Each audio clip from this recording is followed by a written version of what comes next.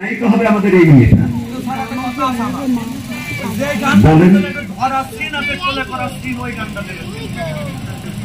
না সিনেমার মধ্যে আমরা দেখেছি তো গানের মধ্যে একজন আরেকজনকে জড়াই ধরে করলে তুলে নেন আবার কুমল দেয় তো মাস্টারের হাত আবার তোলা রাশি হাত তো তোমার মাস্টার মানুষ ধরার সিন যে গানে আছে ওই গানে তাহলে গান হবে ওইটা ঝুমকা কিনে দেয় নইলে যাবো বাপের বাড়ি।